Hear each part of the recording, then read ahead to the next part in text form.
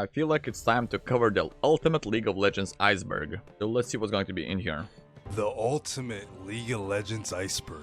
League of Legends has been one of the most popular games in the past decade and a half now. So there's bound to be things that have been forgotten through time, but not today. Today we're going to be exploring the deep end and shining a light on forgotten League of Legends content and topics. And in case if you guys don't know how icebergs work, we're going to start at the very top and work our way down. The deeper we go, the more obscure it gets. So you guys are bound. I'm curious what's going to be at the very bottom. Is that going to be a loser's queue or winner's queue? To learn something new or something you never heard about, or remember something that you totally forgot about. And for this iceberg, I use a multitude of different resources, including an old Reddit post. Oh god, that's going to be a long one. Wait, Riot employees are low elo? I mean, we knew that. Russian moaning, what the fuck is that? From 3 years ago, my own topics that I found very interesting, as well as my own YouTube comments. So if you see yourself in this video, congratulations, you made it. So without further ado, Was that Kartus? I feel like that was Kartus. grab a snack, a drink, some popcorn, and get comfy, because I present to you guys the ultimate League of Legends Iceberg. Better nerf Aurelia. This meme or joke was very popular in the old days of League of Legends, and even for me, I didn't even know why I was saying better nerf Aurelia. This community joke started because the day before Aurelia was even released, she got nerfed. And I'm not even talking about like a hot fix after it was released and they're seeing the win percentage. No. Before she even got onto live servers, they nerfed her. And the reason why they nerfed her was because Riot Morello said, quote unquote, she was too annoying to play against. And that was in 2010. Imagine if you saw some of the fucking champions now. And ever since she got released, Unironically, I do believe that what we need to do is nerf a couple of champions, tanky champions that are dealing bazillion damage, and they're not taking any damage. Like, nerf Casanti, nerf Fundamentos. You know, like, nerf the champions that have no counterplay. You might be saying, oh no, Mundo is difficult because you need to play safe. I mean, I just had a game where my Irelia 1019 against Mundo. Mundo at minute 15 was one-tapping everyone with 6000 HP. especially during the early days of League of Legends, she would get the most random nerfs. Like, Cassidy would have a 99% ban rate, Malphite and Mumu and Shen will all be pick and ban, but Aurelia would just get a random nerf to her base stats, a random nerf to her ultimate, or a random nerf to her W. It was really just a meme that the community coined because they would just randomly nerf Aurelia, and Aurelia wasn't known as like a broken champion back then. Don't get it twisted, she was fucking annoying to play against, especially with that E. But compared to some of the champions that weren't being nerfed, it was actually too funny not to make it a joke.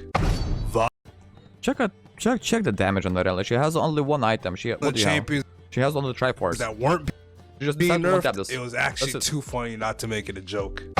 Vi and Jinx are sisters. If you guys aren't living under a rock, yeah, Vi and Jinx are indeed sisters, and especially because of the release of Arcane, this has made it even more apparent that they are sisters. Well, technically Vi and Jinx aren't sisters, Powder and Violet are. Blame the jungler. It's kind of incredible how many things have changed throughout history while other things have stayed the same, and this one thing stayed exactly the same since the inception of time. Even before there was time, even before there was anything, the universe was blaming jungler. This is the perfect example of things that have stayed the same. People have always say blame the motherfucking jungler. Yep. Even if it was your fault, blame the jungler. Yep. You died 1v1, blame the jungler. Yep. You got outplayed, blame the jungler. Your ADC disconnected, blame the jungler. You failed the test in school, blame the jungler. Your parents divorced, blame the jungler. Fucking classic, brother. It's fucking classic. Your wife cheated on you.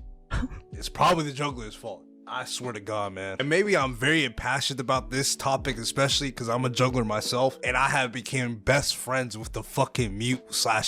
What a shame, bro. You're missing out on so much potential content.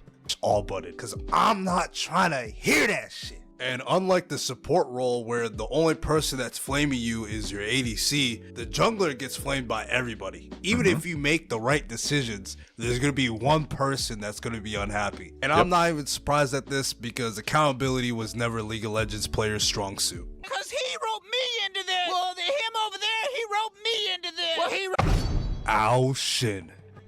The original Aurelian Soul. Yeah, the Storm Dragon. It was supposed to look absolutely differently. Ao Shin was an unreleased champion that was developed around 2013. He was supposed to be this big-ass elemental dragon with some crazy-ass abilities, but for whatever reason, Riot didn't end up releasing him. But they did Yeah, one of the reasons was the hitbox.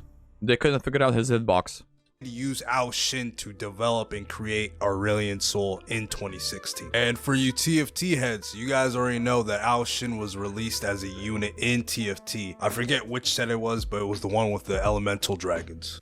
Darius and Draven are brothers. Yep. Well, duh. If you guys didn't know this, I don't even know if you're a real League of Legends player. But as a bonus fact, if you guys didn't know, Draven's old passive used to be very similar to Darius's. They both had a bleed. It was just that Draven's bleed only worked on critical strikes or when he landed his Q ability.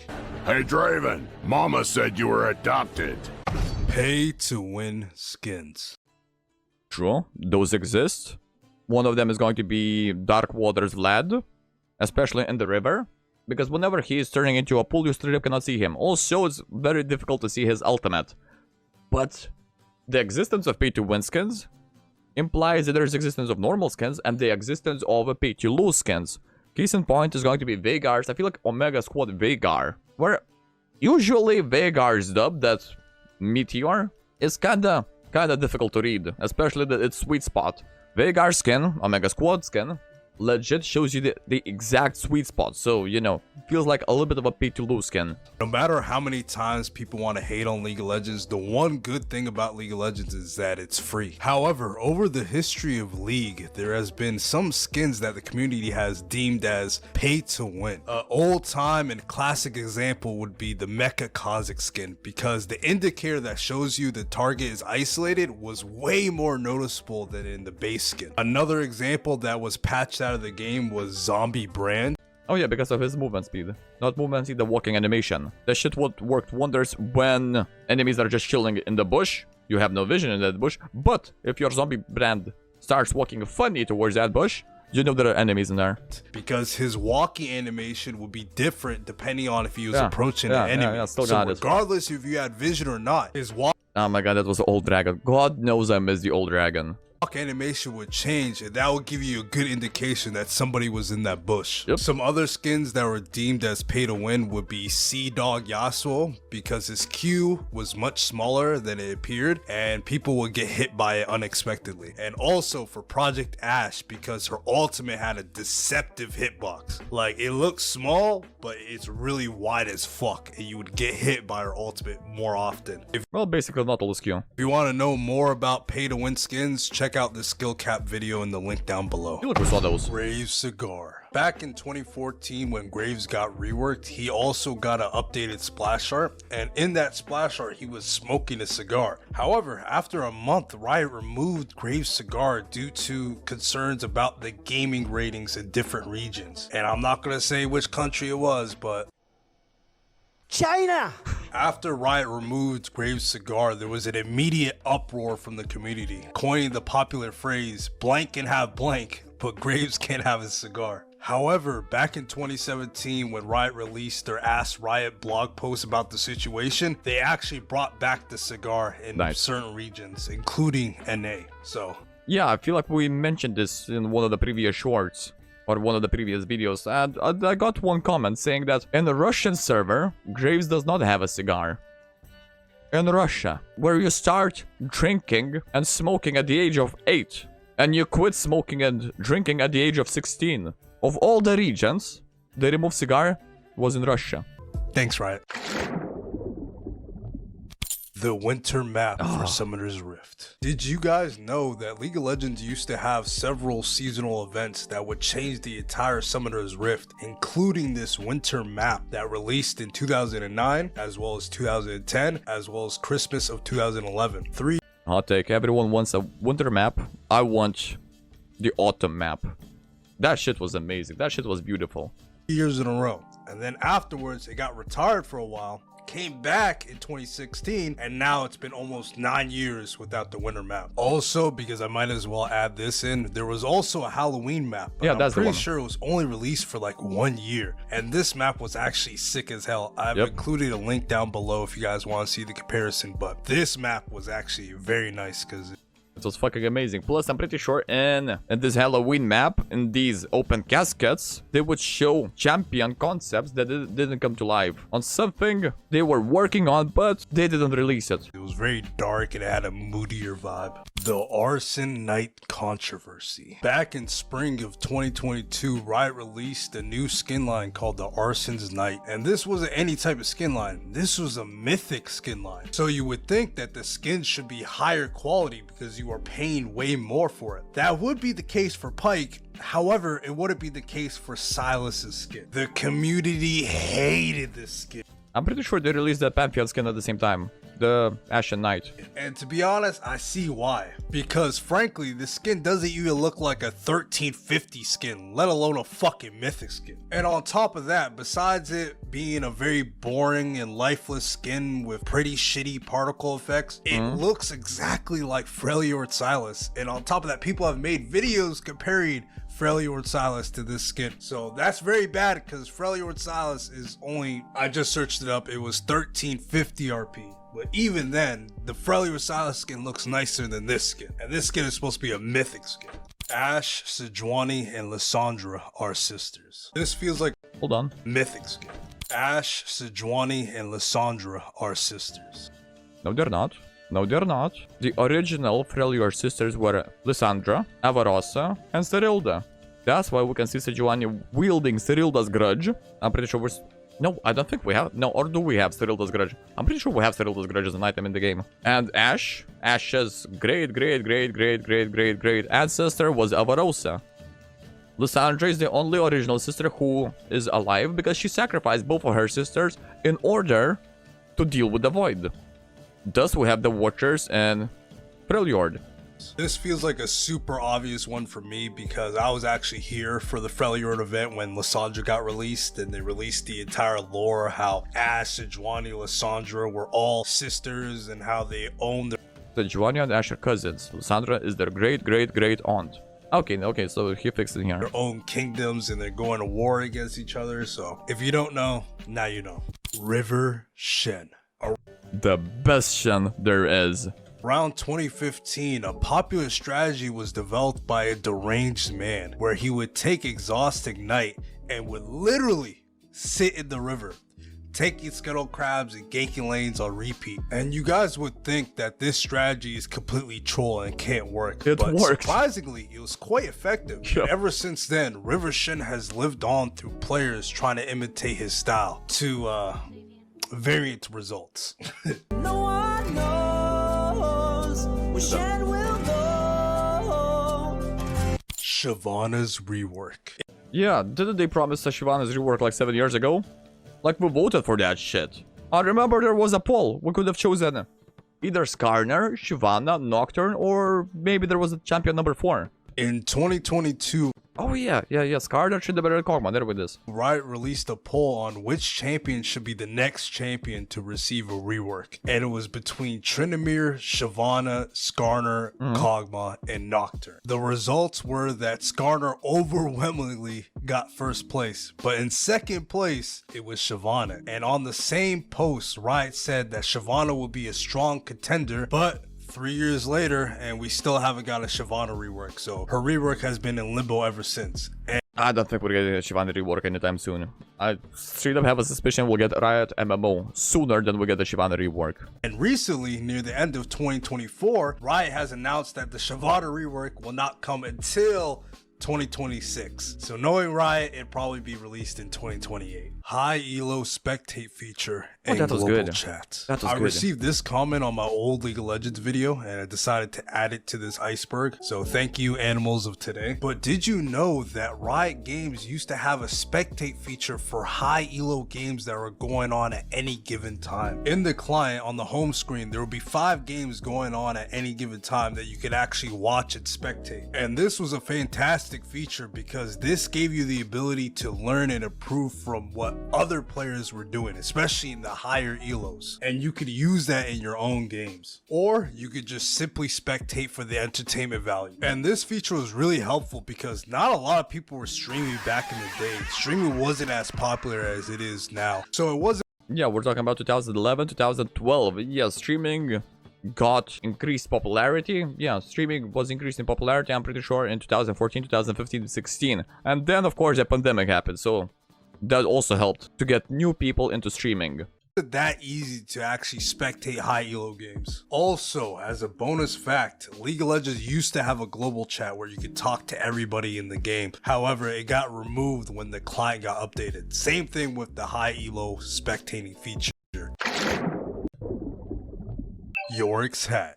In 2021, Riot released the brand new Yorick skin, Pentakill 3. Without the hat, that was the outrage. Yorick. The skin looked kinda nice, but the main problem was that during every single promotion material, Yorick had this badass hat. But Yep. for whatever reason, they fucking removed it at the final release of the skin. You can still see the hat when he dances or it recalls, but other than that, you're not able to toggle it on and toggle it off like some other skins. Like, look at the first Vi skin ever released when she had the sunglasses that she could toggle on and off. This Wait, you're telling me you can toggle Vi's sunglasses on that skin? I've been playing this game for fucking 16 years. I know Kaisa can equip or unequip her helmet. I know Rengar, pretty sure Night Hunter Rengar, can equip or unequip his hoodie.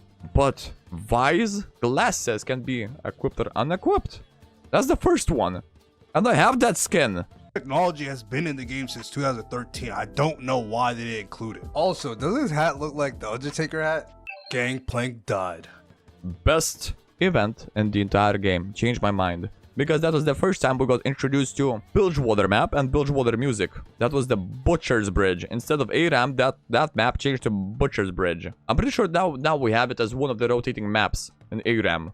Back in Season 5, while Riot was releasing the Bilgewater event where they changed the entire map for ARAM, they introduced a bunch of changes, including some lore updates, but the biggest change of them all is that they killed Gangplank. And I'm not even joking, they actually killed Gangplank and disabled him from being played for the entire week. The only thing that the players had was this one message that said Gangplank is dead and has been disabled in all queues, and that was because they were trying to rework him and release the new version of Gangplank.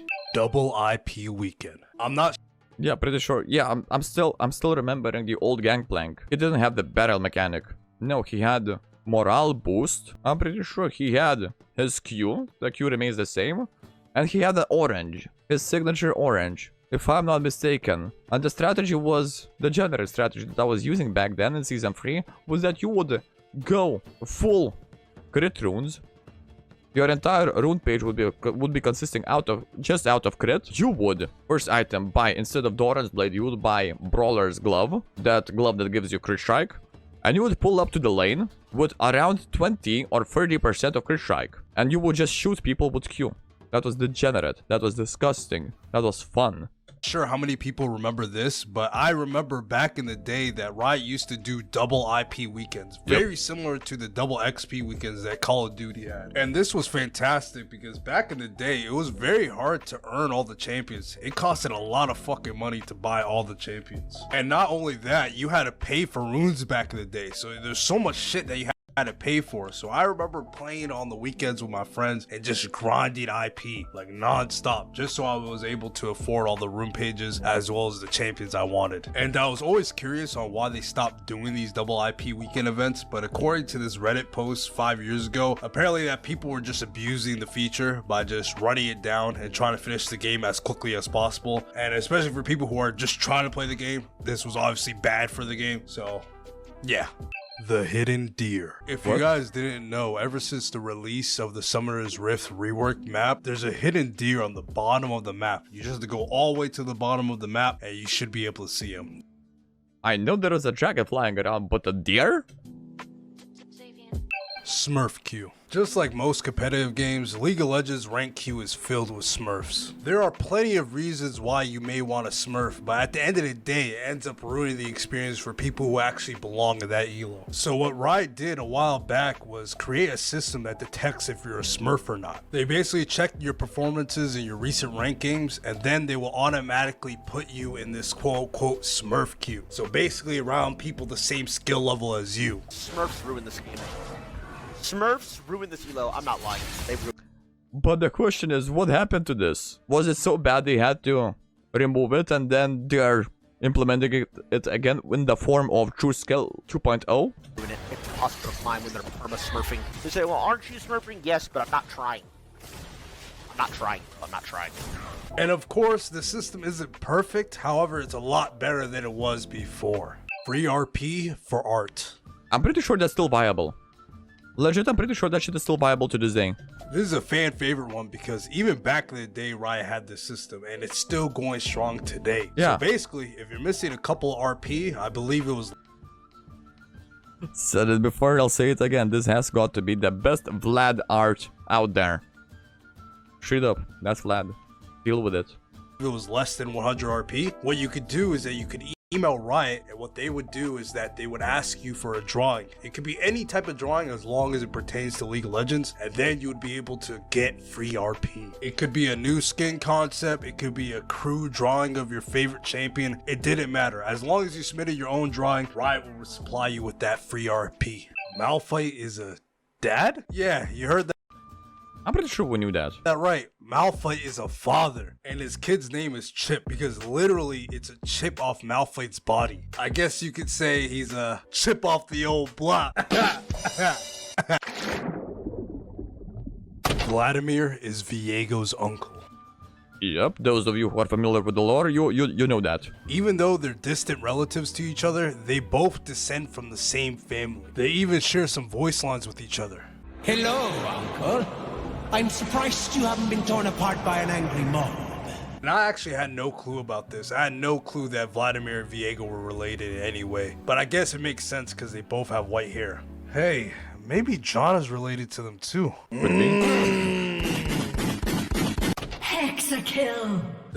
That was the best. One of the better game modes there. The Hexakill game mode is a 6v6 game mode that originally took place on the Summoner's Rift. However, it also got released on the Twisted Tree line as well. The game mode's exactly what you guys expect. It's like a regular game of League of Legends, however, instead of 5 people on each team, there's 6. So with 2 extra people, it caused an insane amount of chaos because you have 2 extra people that you have to worry about at any given time. And more importantly, in this game mode, you were actually able to get something that was better than a pentakill. A hexakill. And if you want to learn more about this game mode and other game modes, check out my YouTube video on every game mode ever.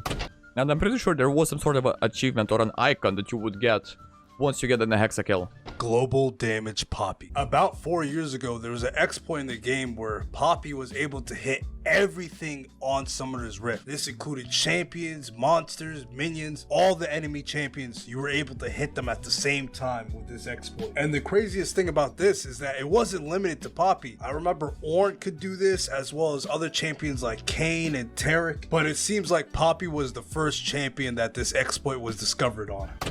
How does that work? I'm sorry. Summoners. And I'm not talking about summoner spells. I'm talking about summoners. Because before League of Legends updated their lore, Yep. This is us. Back in the day, this is you and me and everyone else that's playing League. And we're controlling a champion. We are a bunch of summoners who are summoning champions to fight in Summoner's Rift. Legit, that's where the name came from. Summoner's Rift. original League of Legends lore was that there was a player, aka you were one of the strongest summoners in the world who were able to summon these legends into battle and to settle various disputes across the land of Runeterra. And they were able to do battle in the fields of justice. I guess you could say it was almost like a League of Legends. Oh, brother, this guy stinks! Varus is not a Darkin. Double A. Many people in the community were confused if Varus was a... Yeah, that was the retcon. Initially, Varus was just straight up a fucking demon archer thing. Then they changed him to be the Darken. Darken or not, because he misses a lot of the characteristics of a normal Darken. Number 1, he has no healing in his kit like Kane or Aatrox. He doesn't even have any voice lines with other Darkens. How old is this video? 3 months ago. Okay, maybe he's talking about old Varus, because old Varus did not have any Darken voice lines. Then they updated Varus voice lines, and now he has. And he even has a response to Aatrox bullying him about the double A thing, even though there was a memo. And on top of that, he doesn't even have the double A thing like Lost and Aatrox has. And there's actually an Aatrox voice line scolding him about it. Varus, V-A-R-U-S. Your name should have an A and then another A. Varus, there was a memo, Varus. There was a memo. It could be because Varus is a half Darken and half human, because he's 2 humans mixed with the Darken, and the Darken hasn't got full control of Varus yet because he's 2 people.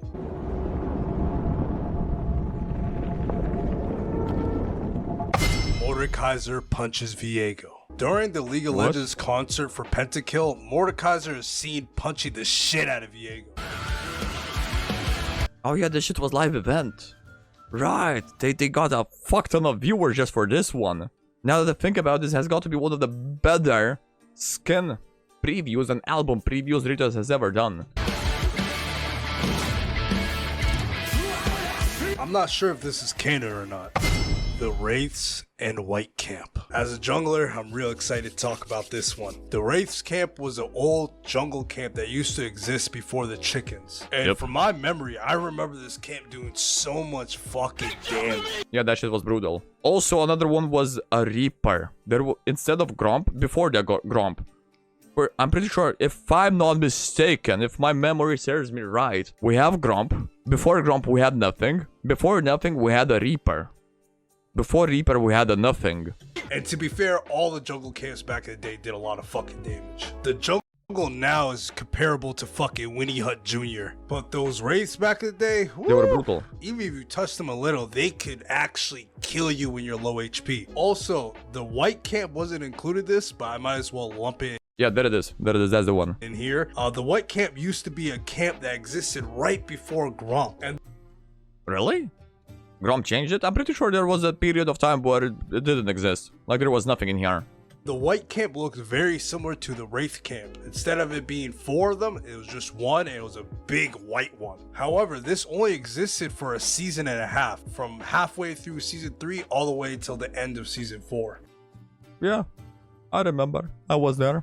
I'm old. And if you guys were wondering what existed before season 3, it was nothing. Yeah, there was no camps there, which is weird because I always thought there was a camp right there. But apparently there was no camp that existed before the White Camp. The Suicidal Frog. Neko trailer, if I'm not mistaken. Yeah. I remember this one. I know this one because of that one League of Heartstock edit, where Neko is telling her Yasuo, don't commit Sudoku.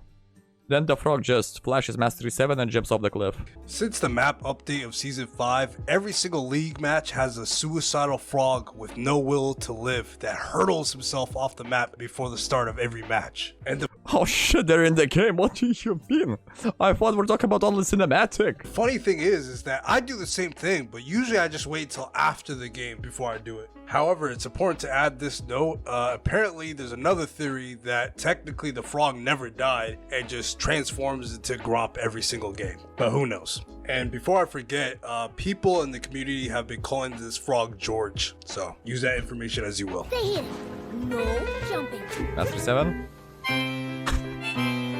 Or just that, yeah, sure. She's too tanky. The certified classic, bro. That's where I got this clip from. That's where I got this quote from. This legit is the peak of League of Legends. And that was Season 2, Season 3, maybe even Season 1. I don't think I need any commentary for this video, so go ahead and roll the clip.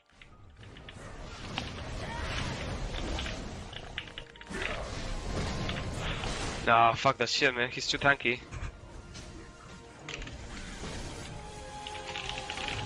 Too tanky. Too tanky, Cannot baby. do shit when he's so tanky. Yep. What? Like he's dead.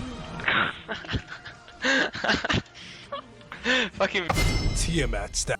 Oh, Tiamats were amazing. The stack... No. Allow me to fix that. Stacking any item was fucking amazing. Stacking.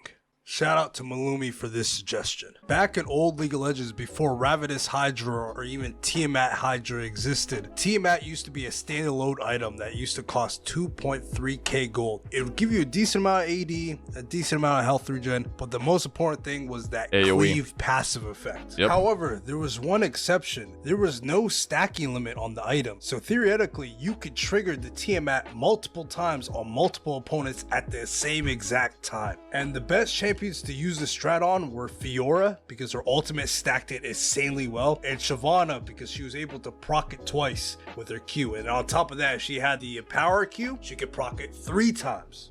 Rita, bring it back. But it's also important to note it did work on ranged champions such as Twitch, so Twitch was able to use Tiamat pretty effectively as well.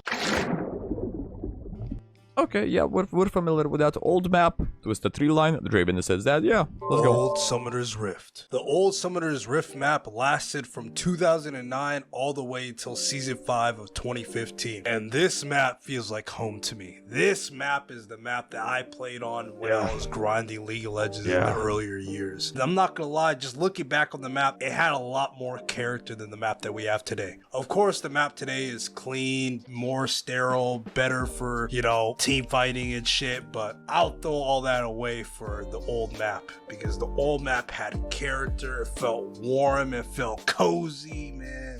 This felt like home. Y'all kids will never understand. Twisted Tree Line. I already covered this Speaking of topic home. before, but I would love to talk about Twisted Tree Line again, because this was my shit. I used to exclusively play Twisted Tree Line from level 1 all the way to level 30. And Yep. Twisted Tree Line was one of the... Because I'm pretty sure that was the meta. Just playing Twisted Tree Line until you get level 30. Because you unlock ranked games only at level 30. That was your maximum account level. Till then, you need just to level up. And the fastest way to do it was Twisted Tree Line. Just spam Twisted Tree Line. Ideally, I'm pretty sure after you finish the initial League of Legends tutorial or reach level 5 or 10, Rita would give you 400 RP. Now you could spend that RP on Chosen Master E-Skin. That was the angle that people were spending that RP on. Or you simply buy double experience boost or triple experience boost for a couple of days. And then in those couple of days you would spam Twisted Tree Line. And theoretically you could speedrun to level 30. original maps included in League of Legends with Summoner's Rift, Twisted Tree Line was a 3v3 map that was much more fun and faster paced compared to Summoner's Rift. And there was actually 2 versions of this map. The first one from 2009 all the way till the end of Halloween of 2012, and then the one from 2012 all the way to 2019 before they removed it. And to be honest, I loved both versions of these maps, but if I had to pick one, I'm obviously gonna pick the one that I grinded from level 1 to 30 on, the old. But real shit, Riot Games need to bring back Twisted I legit forgot there existed 2 versions of it. And I played both of them. Tree Line. I don't know how they're gonna do it, but bring back Twisted Tree Line. Draven is Set's dad. This surprised the fuck out of me when I first saw it, because Draven seemed like the same age as Set, but apparently on Set's universe page, it says that his dad was an infamous Noxus pit fighter. And guess what Draven is? An infamous Noxus pit fighter. And on top of that, Draven is even on Set's related champions app in the league. But I mean, so is Alistar also related in here. We're talking about the arena, we're talking about the pit fights. But see, the thing is that Set is half Bastian, which implies that Draven, the human, found some sort of a Bastia and did the not so family friendly thing with her. If that's Ari, I don't blame the guy. If that's not me, I need to start asking questions. League of Legends webpage. So pretty much, Draven smashed Set's mom and then went to get the milk, but never came back with the milk. Classic. Sunfire Evelyn. So it would be related to Darius too. True.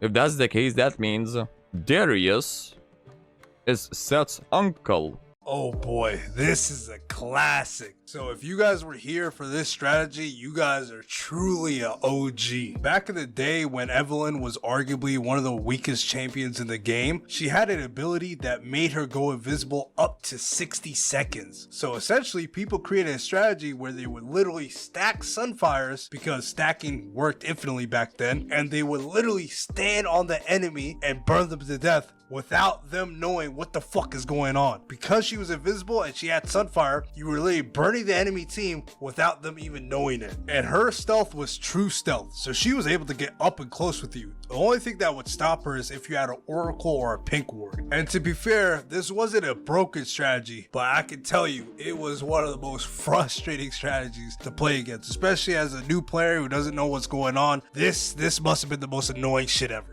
1939 to 1945 Corki. There was a controversy with Red Baron Corki skin because it resembles the colors of a specific superpower during World War II. I would love to say who they were, but YouTube is probably going to demonetize me if I do. So, that's why we're not talking about it. A funny Austrian painter, let's just call it that. I'm not going to do it. It was the jerk. French Ramus. Yo, I don't know who the voice actor of French Ramus is, but he gotta be the funniest guy ever, cause yo, he sounds creepy as hell. Oui, d'accord, okay. What?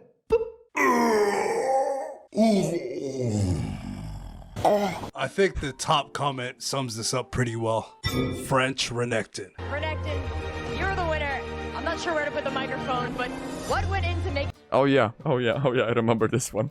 I legit remember this one. This clip was fucking legendary back in the day. Let's listen again to what is being asked right now.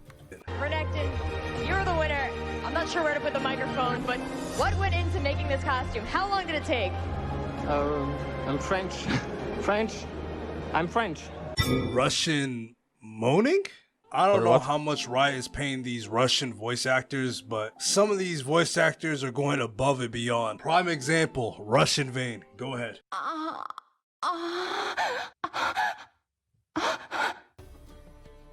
I don't think they paid for this voice line. I'm pretty sure they just ripped the audio from a certain website.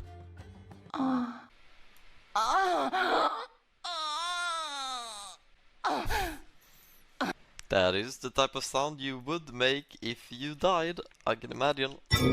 I mean, that was interesting. I just came back. Yeah, you came just in time, my friend. You came just in time. But I'm pretty sure that's on the same level as a Korean Ari death sound.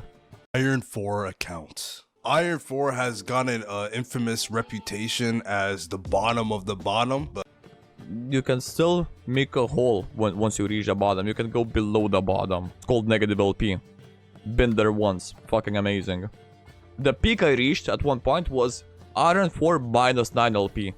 That shit was amazing. A nigga like me, I remember back in the day, the lowest rank possible was bronze 5. And I actually was bronze 5 at that point. And the new Elo Hell is now Iron 4. And before Riot changed their system, I remember that there was more people in Iron 4 than there were in Challenger. So literally, it was more rare to have an Iron account than a fucking Challenger account. And on top of that, if you wanted to buy an account, it would cost you more to get an Iron account, because I don't know why people maybe want to beat up on toddlers. Aspects are basically Darkins. Aspects are some of the most powerful beings in League of Legends lore, and Aspects are basically powerful spirits that provide their hosts with unimaginable power. Champions like Leona, Diana, Pantheon, Taric. But people don't know that Darkins would be considered Aspects too, because think of Aatrox and Kayn, they both have Darkins trapped inside them that provide them with power. But the main difference is that for the Aspects, they provide that user with unimaginable power. For the Darkins, they were sealed away and they want to come out. They want to take control of their host. So that's the main difference between the two. But essentially, they're two sides of the same coin. Speaking of Aspects, makes sense, yeah. Leona's genocide. This was a big surprise for me because I always thought Leona was the quote-unquote good guy. But apparently I don't know much about the lore, because Leona is a genocidal maniac that wants to kill all the Lunari people. In a story released around 2021,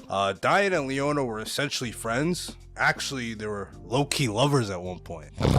But that was before they were struck by Moonlight and Sunlight respectively, turning them both into Aspects. And when they got turned into Aspects, they essentially turned into two different people, where Leona was on a crusade to kill all the Lunari people. Good thing I like Diana more anyways. Lyra!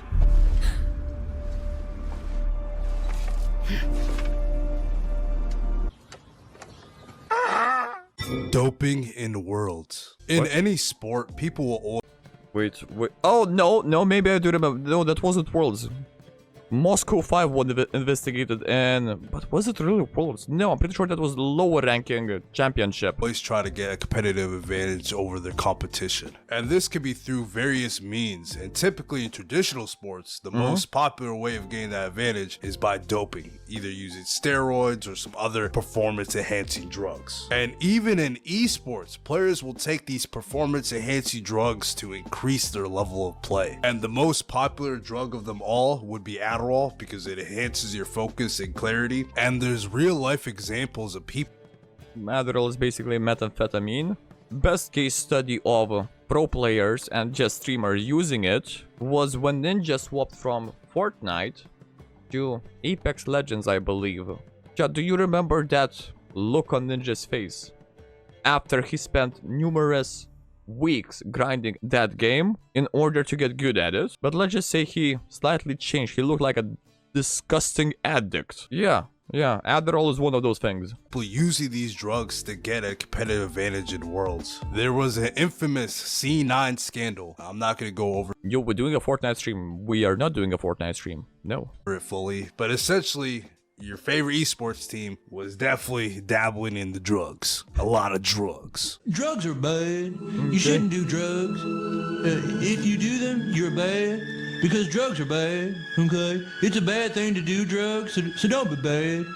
Coffee is a drug. Sugar is a drug. Deal with it. By doing drugs, okay, that'd be bad. The drugs are bad, okay? 90% ban rate Cassidy. I'm surprised Fizz wasn't on that same coin. I know Cassidy was just straight up fucking disgustingly OP. Like, they pick Cassidy, you pick Fizz. But naturally, you just always ban Cassidy because that guy was scary as fuck, bro. Oh boy, this shit actually gives me PTSD because this was arguably one of the most broken champions in League of Legends existence. Yep. And usually just survive the level 16 and then it's GG, go next. You're planning on any game besides Silksong? Maybe original Hollow Knight, maybe Elden Ring. Riot would nerf these champions very early on, so their reign of terror Maybe Doki Doki Adventures, you never know. will only last a couple months. For 90% ban rate Cassidy, he was fucking popular from season 2 all the way to like the end of season 3. And that's the Xpecky. Straight up Xpecky, that's how we do it. Remember, his ban rate used to fluctuate. It used to be all the way up to like 95 to 98% ban rate. That just shows you how truly broken this champion was. And the main difference is that Cassidy of old used to have a silence on his Q. And it used to be quite a long one. So LeBlanc also had a Q, had the silence on her Q. That shit was even better when you would proc LeBlanc's Q ultimate into a double chain. That would effectively double the duration of silence. That shit was no counter. That was amazing. literally, he would just jump on you, silence you, and then one tap you. And especially if he actually reaches the late game, good fucking luck. Good fucking luck. He's way more impressive than the Cassidy that we have today. And on top of that, back in the day, we didn't have that many dashes or gap closers or movement abilities. So Cassidy was on a level of his own. So if you know how to play the game, you could actually just destroy the entire map with this champion. It is. Really just an absolute menace to society. The Journal of Justice. I have no clue what is that. That's going to be to do something with maybe the Tribunal. At least it looks similar to Tribunal. What the fuck is that?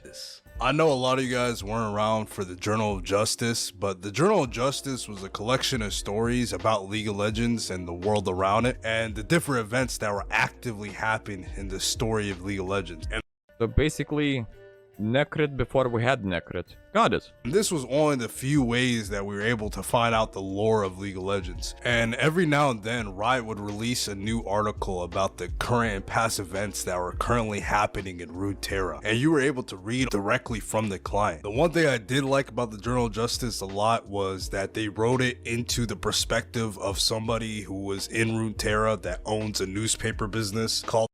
The old map looks similar. Yeah, it does look similar to what we have right now. Sure, it expanded a little bit, but the main idea looks the same. We still have Shurima. We still have Demacian here. Caladown, Caladown, that was the cinematic, A Twist of Fate, I believe. That was the season 3, maybe season 4 cinematic. Yeah, where we had all the masks. It showed the Kingdom of Caladan, but then they decided to remove it. Built over a zone. Pretty much close idea, but this time they moved it below Noxus. Yeah, we have Noxus in here. Below Flame Island, Bilgewater, Bandle City / Yordeland. God. Now that's a part of the map. This is amazing. We'll have Shurima.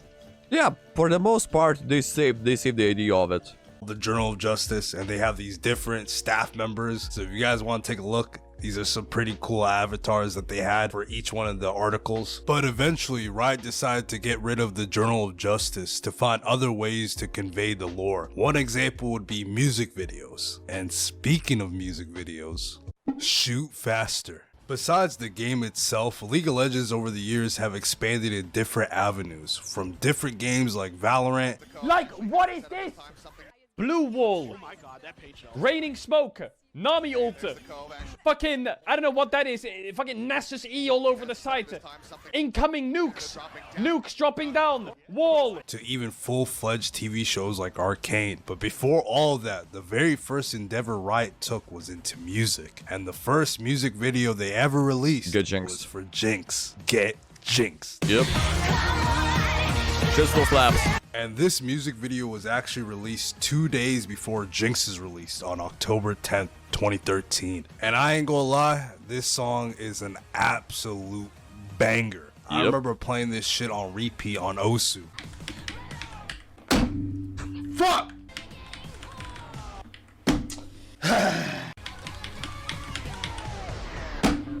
I quit. But this music video opened the door for Riot to actually head first into music, dropping some bangers in the process. Like for example, the next music video they dropped after the Jinx music video was the Warriors song for Worlds.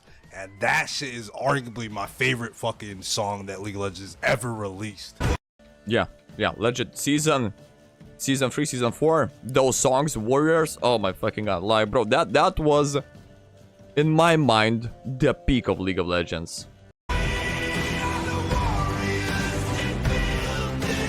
Amumu is a dead child. For a children's game, League of Legends has some dark-ass lore for some of their characters. Exhibit A, Amumu. He's literally a dead child brought back to life, roaming around, just trying to find someone to be his friend. I am overwhelmed by an emotion when you are not around. It is called happiness. Another banger quote is going to be from Kindred when they see Amumu. You know, even Death itself, even the embodiment of Death says, you know what, yeah, maybe stay the fuck away. Ah, would you like some friends? Nope, can't have them. Aw, poor sad little mummy. I just want to take you home. Goo goo gaga. I want milk.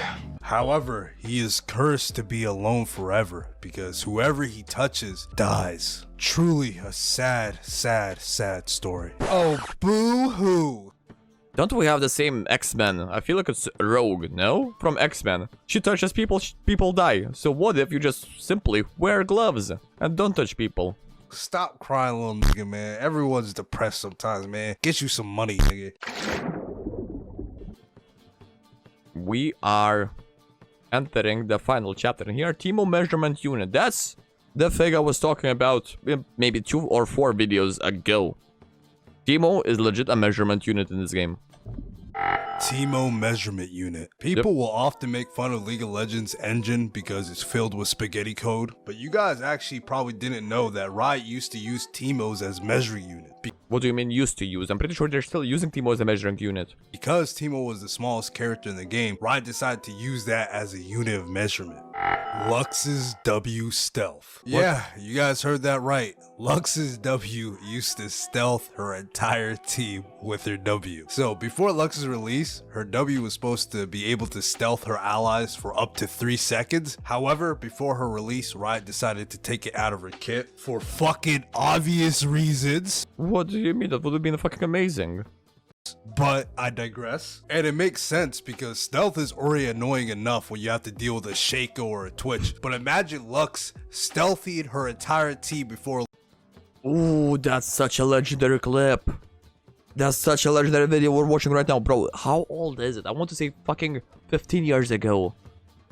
What's the name of it? The Dunk Squad. Yeah, oh brother. Oh brother, that shit was peak League of Legends content back in the day. Leaving a bush and you randomly get ganked by 5 fucking people. That shit would actually make me uninstall. Yeah. Jaximus. The Jaximus skin actually has a lot of backstory behind it because the Jaximus skin was actually created for a young boy named Joe, and Joe had cancer. So what happened was that the Make-A-Wish Foundation and his family contacted Riot to see if they could create a skin and add it to the game. Riot, in a heartwarming gesture, agreed to make that skin and donate all the revenue to the Make-A-Wish Foundation. That's back then when Rita wasn't acquired by Tencent and Rita still had a human heart inside its corporate machine. However, Joe ended up passing away after his wish was granted. So to honor him, Riot added one more quote to the Jaximus skin. Here's to you, kid. Bravest hero I ever knew was just a kid. Here's to you, champ. I don't know why it's ordered like this, but after such a heartwarming story, let's talk about Leona's panties in a bush. This is a super funny one, and this was actually the first thing that caught my eye when I was actually reading this Iceberg. Of course you do. Naturally. Worlds are scripted, everyone knows that. Lugged up still, that would be a question mark, but Leona's panties in a bush? Sure. Because what the fuck do they mean by Leona's panties in a bush? But after finding a video about it, it all makes sense now. So with the release of Leona, and like every other champion has, she got a skin that goes along with it, which was Valkyrie Leona. Players, well, I don't know if players did it, but the Gooners definitely did. They found out that if you enter a bush with this skin, you were able to see through her skirt, and yeah, straight cheekage. Damn, nigga, what you doing out here with all this ass? Double cheeked up on a Thursday Best part, Simon and Rita definitely knew that, and they still shipped it. afternoon, hella ass. The sun is still out, my nigga, and it was just, I don't mean. Damn, we're already on the last one. I'm not sure how to pronounce it, but fight. What the fuck are we looking at? Finals fucking another Lux one. Not sure how to pronounce it, but Finals fucking another Lux one. Back before 2012, Lux's ultimate was not called Final Spark. It was actually called Finals Flu.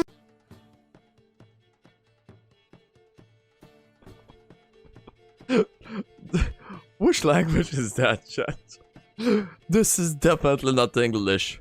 Funkeln sounds German. Finales, I'm not sure. It's German? It's entire German. Seems Dutch. One of those areas. So you're telling me a champion that's coming from part of the Runeterra that has disgusting discrimination against the mages has a bit of a German background to it? Not Dutch. There we go, that's not Dutch. Can guarantee it's not Dutch. Austrian, maybe. And apparently that just means it is German, means sparkle. Hear me out. Sparkle. I say sparkle. You imagine a sparkle. Chill, family friendly, happy, good memories, good associations. But when you read it in German, no spark. It was actually called Finals Fluken. There's no universe is that sounding family friendly. And apparently that just means Final Spark in German. Yeah, I didn't know Lux was German. It seems like her and Red Baron Corky have a lot in common. It's not Nazi skin, it's a World War I skin. Holy shit! He's right, by the way. He's right. The pattern is legit World War I. Thank you for watching this video, guys, especially since you made it all the way here. Might as well drop a like, and if you're new to this channel, maybe consider subscribing to this channel for more high quality content like this. I do apologize not uploading in such a long time, but hopefully this big ass video makes up for it. And don't forget to drop a comment on your favorite League of Legends memory. It surely does. It surely does. Bro, the amount of work you put into this video is fucking disgusting.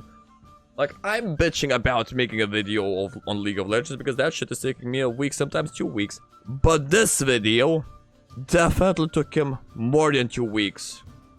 Show some love. Also, that's Sidback. Sidback's content entirely is fucking goated. Any video he drops is fucking amazing.